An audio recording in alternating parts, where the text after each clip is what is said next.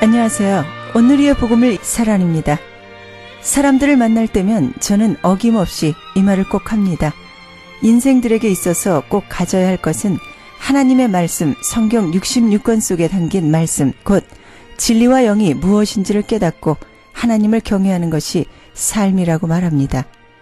그러나 많은 사람들은 자신이 하고 있고 그것으로 무언가를 생산해낸 것이 자신을 지켜줄 것이고 또 그것으로 인해 자신이 평생 아무 염려 없이 준비를 잘한 것에 대해 아주 만족스러워하고 또 자신을 자랑스럽게 생각하고 자신의 손으로 한 것들을 믿고 사는 사람들을 봅니다. 창세기 12장 1절에서 4절까지의 말씀은 여호와께서 아브람에게 이르시되 너는 너의 고향 친척과 아비집을 떠나 내가 내게 보여줄 땅으로 가라. 내가 너로 큰 민족을 이루고 내게 복을 주어 내 이름을 창대하게 하리니 너는 복이 될지라. 너를 축복하는 자에게는 내가 복을 내리고 너를 저주하는 자에게는 내가 저주하리니 땅의 모든 족속이 너로 말미암아 복을 얻을 것이라 하신지라. 이에 아브람이 여호와의 말씀을 따라갔고 롯도 그와 함께 갔으며 아브람이 하란을 떠날 때 75세였더라. 아멘. 아브람은 아직 아브라함으로 이름이 바뀌기 전에 하나님의 말씀을 따라 하나님이 보여줄 땅으로 말씀을 따라 갑니다. 아직 하나님께서 이름을 바꾸지 않았다는 것은 무엇을 의미합니까? 그와 하나님 사이에 언약이 세워지지 않은 것을 뜻합니다. 그의 이름이 아브람으로 있을 때는 75세였습니다. 그러나 그와 하나님께서 언약을 세울 때는 99세가 되고 이름을 아브라함으로 바꾸시는 것을 보게 됩니다. 그 사이에 그는 24년이라는 하나님의 언약이 세워지는 시간을 기다려야 했습니다. 창세기 17장 1절에서 5절까지의 말씀은 아브람이 95세 때에 여호와께서 아브람에게 나타나 그에게 이르시되 나는 전능한 하나님이라.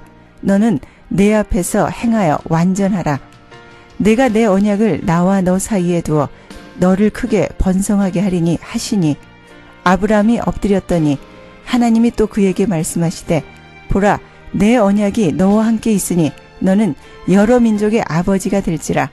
이제후로는 내 이름을 아브람이라 하지 아니하고 아브라함이라 하리니 이는 내가 너를 여러 민족의 아버지가 되게 함이라. 아멘. 우리는 하나님의 언약이 언약되게 해야 합니다. 다시 말하면 단단한 것을 먹지 못하는 어린아이가 아니라 말씀 안에서 하나님의 뜻이 성취되어지는 그것이 되자면 하나님의 뜻을 이해해야 합니다. 그 이전에 아브라함은 갈대아 우르 땅을 떠났습니다. 그것은 무엇을 의미합니까? 하나님이 아닌 내적, 외적인 우상 숭배하던 것을 버리고 하나님의 말씀을 따라갔다는 것을 의미합니다.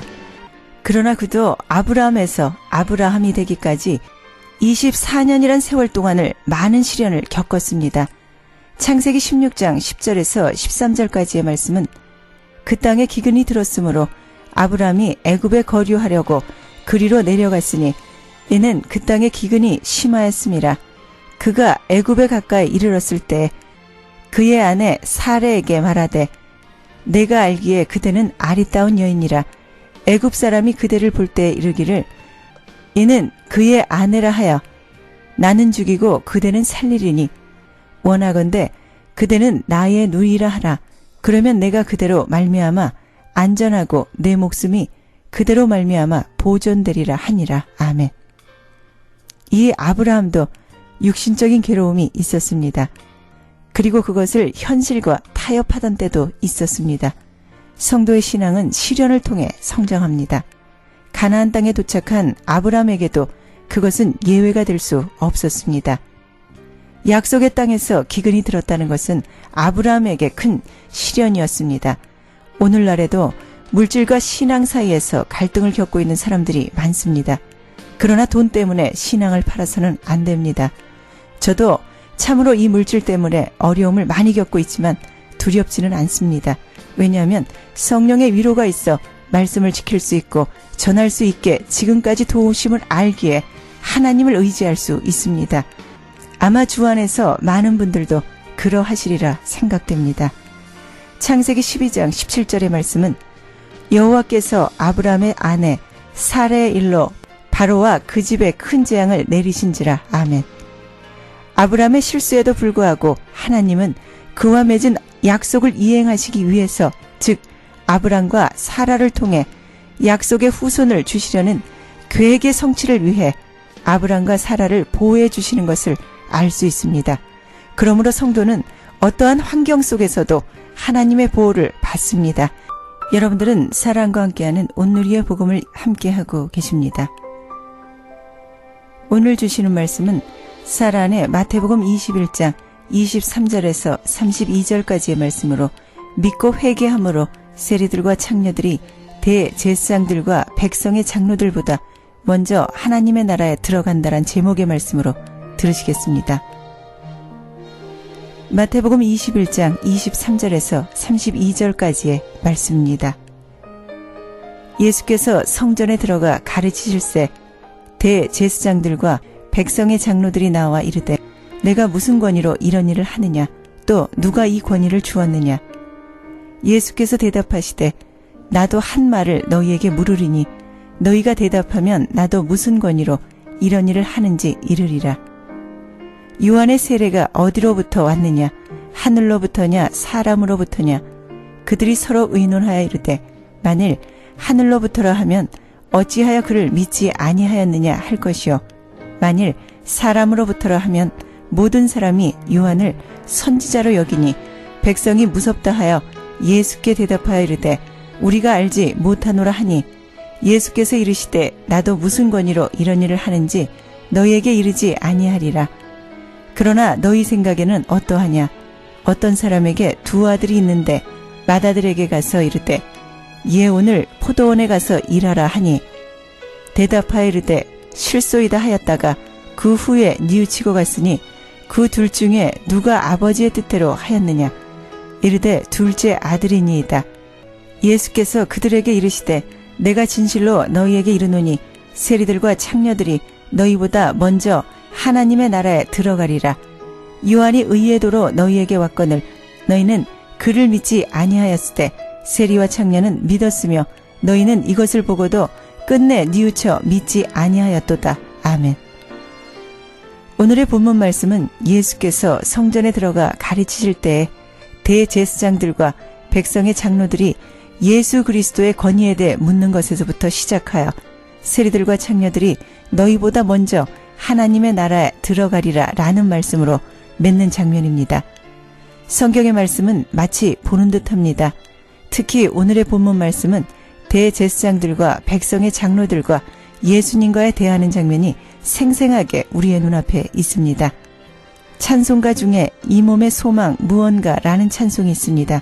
1843년에 만들어진 찬양입니다. 지금 우리는 2014년을 사는 성도의 입에서 입으로 전해져 내려오고, 찬양은 자신의 신앙 고백을 하나님께 드려지는 것입니다. 가사를 보면 이 몸의 소망 무언가 우리 주 예수 뿐일세, 우리 주 예수밖에는 믿으리 아주 없도다. 주 나의 반석이시니 그 위에 내가 서리라, 그 위에 내가 서리라.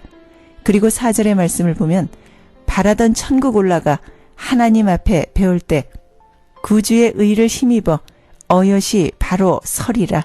주 나의 반석이시니 그 위에 내가 서리라, 그 위에 내가 서리라. 이 찬양은 고린도전서 10장 4절의 말씀으로 영감을 받아 쓰여졌습니다. 고린도전서 10장 4절의 말씀은 다 같은 신령한 음료를 마셨으니 이는 그들을 따르는 신령한 반석으로부터 마셨음에 그 반석은 곧 그리스도시라. 아멘. 이 고린도전서 10장 1절에서 11절까지의 말씀들이 바로 신령한 반석으로부터 나온 물을 먹고 마셨음에도 불구하고 하나님의 약속에 참여하지 못한 자들에 대한 사도 바울의 설명입니다. 바로 우상을 숭배하던 자들이었습니다. 고린도전서 10장 1절에서 11절까지의 말씀은 형제들아 나는 너희가 알지 못하기를 원하지 아니하노니 우리 조상들이 다 구름 아래에 있고 바다 가운데로 지나며 모세에게 속하여 다 구름과 바다에서 세례를 받고 다 같이 신령한 음식을 먹으며 다 같은 신령한 음료도 마셨으니 이는 그들을 따르는 신령한 반석으로부터 마셨음에 그 반석은 곧 그리스도시라. 그러나 그들의 다수를 하나님이 기뻐하지 아니하셨으므로 그들이 광야에서 멸망을 받았느니라. 이러한 일은 우리의 본보기가 되어 우리로 하여금 그들이 악을 즐겨 한 것 같이 즐겨 하는 자가 되지 않게 하려 함이니, 그들 가운데 어떤 사람들과 같이 너희는 우상 숭배하는 자가 되지 말라. 기록된 바 백성이 앉아서 먹고 마시며 일어나서 뛰논다 함과 같으니라. 그들 중에 어떤 사람들이 음행하다가 하루에 23,000명이 죽었나니 우리는 그들과 같이 음행하지 말자. 그들 가운데 어떤 사람들이 주를 시험하다가 뱀에게 멸망하였나니 우리는 그들과 같이 시험하지 말자. 그들 가운데 어떤 사람들이 원망하다가 멸망시키는 자에게 멸망하였나니 너희는 그들과 같이 원망하지 말라. 그들에게 일어난 이런 일은 본보기가 되고 또한 말세를 만난 우리를 깨우치기 위하여 기록되었느니라. 아멘. 이 말씀은 애굽을 떠나 약속의 땅을 향해 가던 사람들 중 거의 전부가 광야에서 엎드려지고 그 후세만 들어가게 되는 것을 말합니다. 왜냐하면 약속의 땅을 향해 가던 사람들 전부는 그들을 인도하던 모세가 여호와께로 올라가서 백성들에게 가르칠 수 있도록 율법과 계명을 친히 기록한 돌판을 받으러 산 위에서 40일 40야를 산에 있을 동안을 참지 못하고 아론에게 금송아지를 만들어 그들의 신을 삼고자 한 일들로 여호와께 범죄한 자들입니다. 이렇게 하나님을 믿고 의지하지 못하는 사람들은 순식간에 하나님께 범죄하고 마는 것입니다. 이 찬송가 중 4절의 가사는 바라던 천국 올라가 하나님 앞에 배울 때 구주의 의를 힘입어 어여시 바로 서리라. 바로 신령한 반석인 예수 그리스도를 알지 못하면 부패하여지는 것입니다. 고린도전서 10장 7절의 말씀을 보면 그들 가운데 어떤 사람들과 같이 너희는 우상 숭배하는 자가 되지 말라. 기록된 바 백성이 앉아서 먹고 마시며 일어나서 뛰논다 함과 같으니라. 아멘. 이 말씀은 바로 출애굽기 32장 1절에서 7절까지의 말씀을 말하고 있습니다. 출애굽기 32장 1절에서 7절까지의 말씀은 백성이 모세가 산에서 내려오미 더딤을 보고 모여 백성이 아론에게 이르되 말하되 일어나라. 우리를 위하여 우리를 인도할 신을 만들라. 이 모세 곧 우리를 애굽 땅에서 인도하여 낸 사람은 어찌 되었는지 알지 못함이라.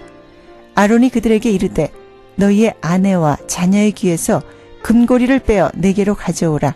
모든 백성이 그 귀에서 금고리를 빼어 아론에게로 가져가매 아론이 그들의 손에서 금고리를 받아 부어서 조각칼로 새겨 송아지 형상을 만드니 그들이 말하되 이스라엘아 이는 너희를 애굽 땅에서 인도하여 낸 너희의 신이로다 하는지라.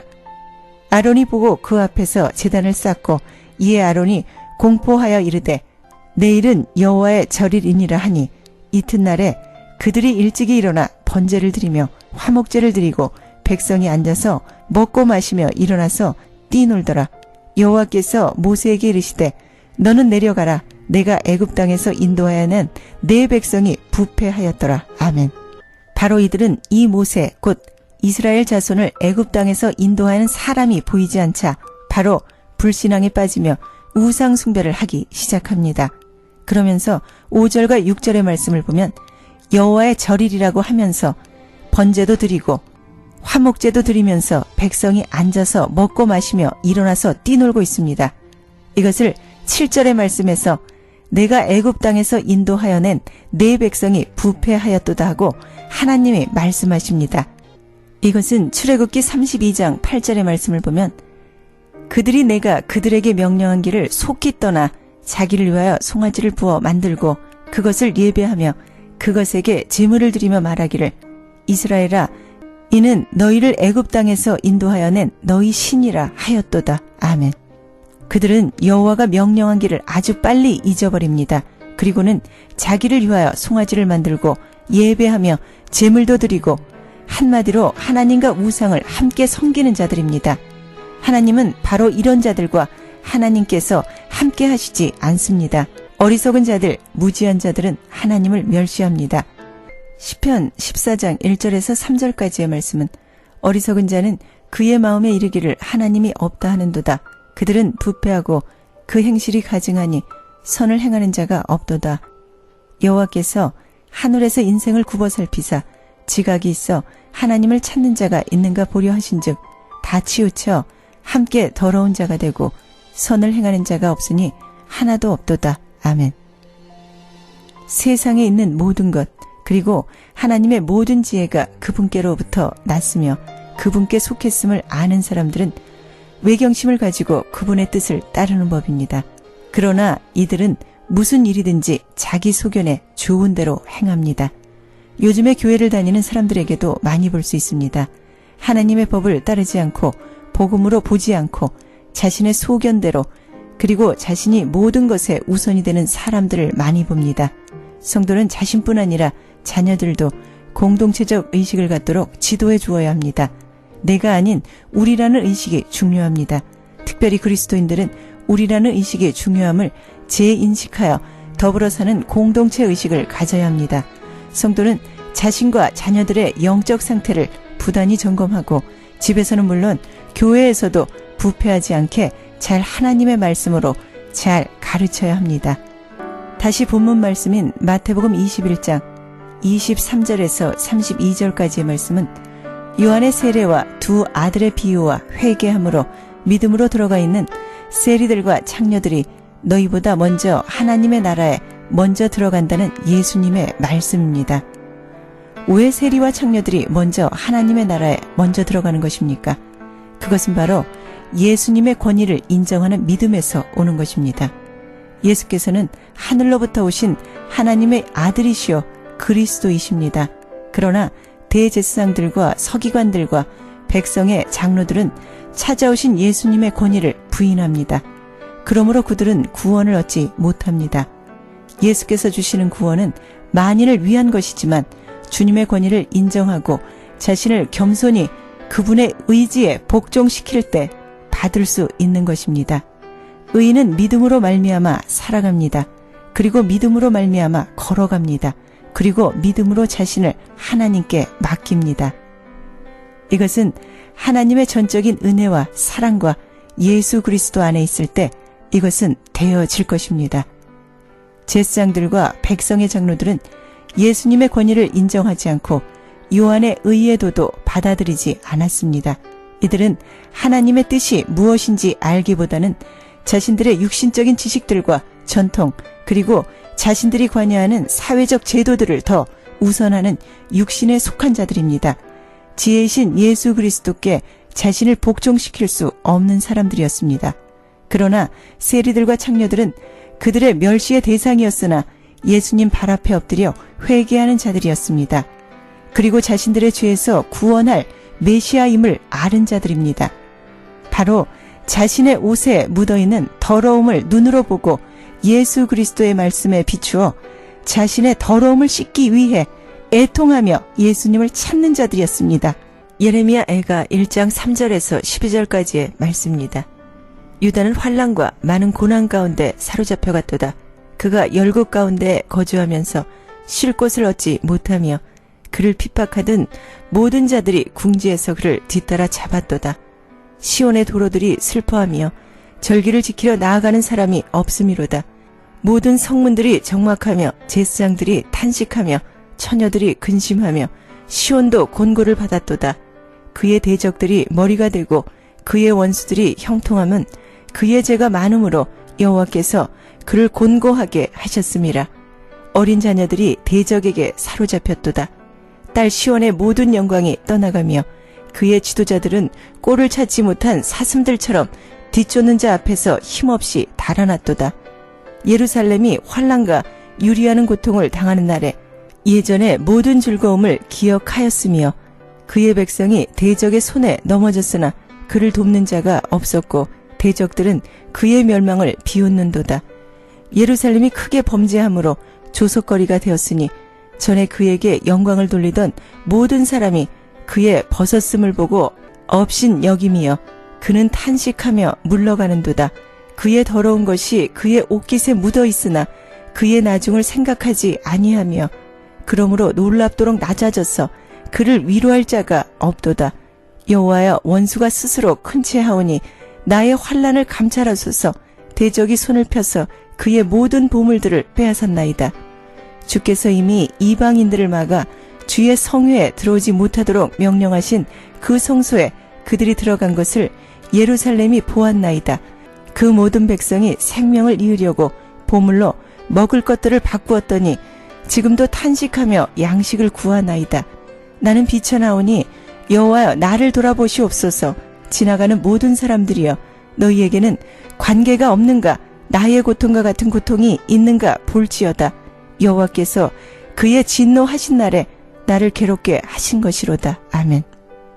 바로 세리와 창녀들은 세례 요한의 세례를 받고 믿음 안에서 이런 눈물을 흘리면서 예수 그리스도를 만난 자들이기 때문에 그렇습니다. 지금 평안하십니까?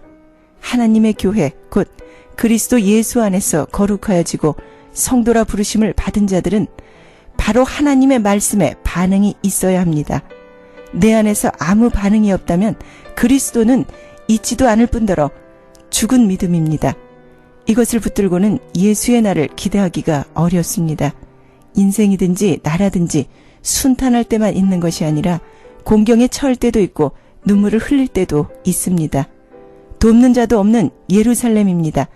거룩한 성 예루살렘은 죄악으로 말미암아 더러워졌습니다.